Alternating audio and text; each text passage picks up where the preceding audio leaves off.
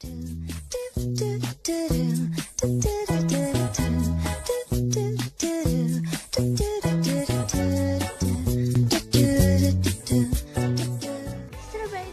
Вие сте с DIY Craft и днес ще ви покажа как да си украсите вашите слушалки и да ги подновите в нови.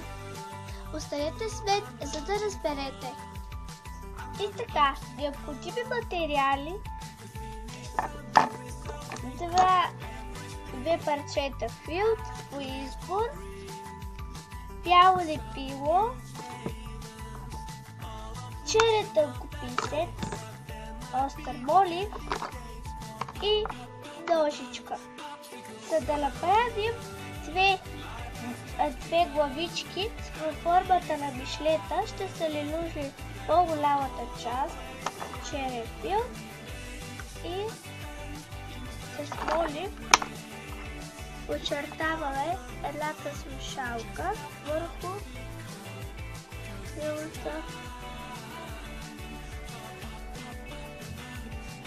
След като сме очертали едното кръгче ето така, очертаваме второ кръгче.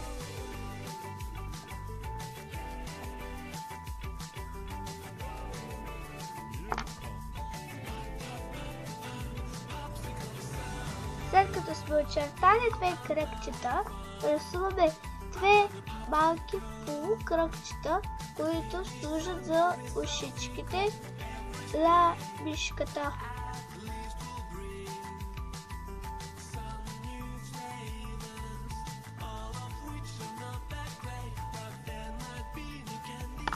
Ето така.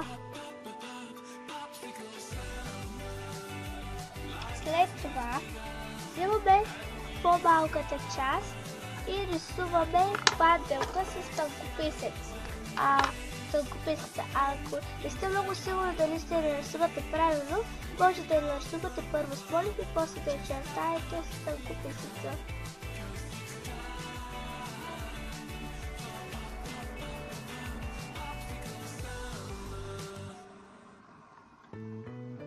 Ето така. Сега ще ни трябва и втора панделка. Вече имаме две панделки.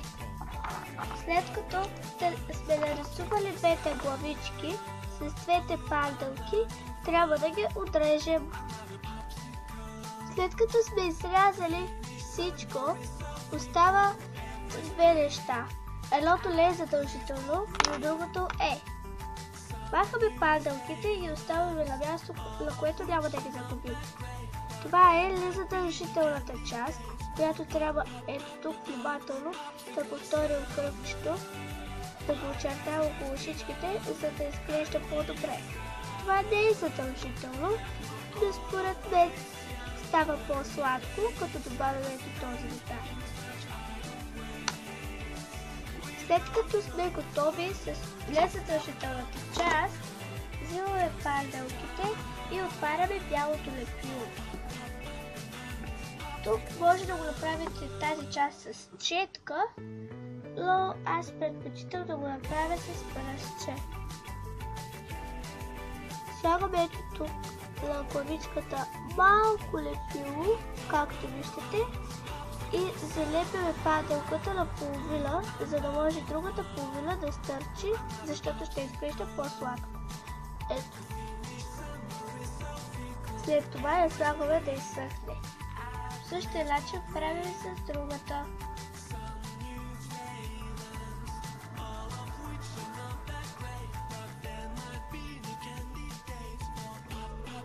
Ето, че са готови двете минимални главички. Остана само с бялото лепило да вземем слушалките и да нанесем отново. Аз отново ще го направя с пръст. Слагаме малко бяло лепило тук и залепяме едната главичка. Така. Изчакваме да изсъхне. Виждате?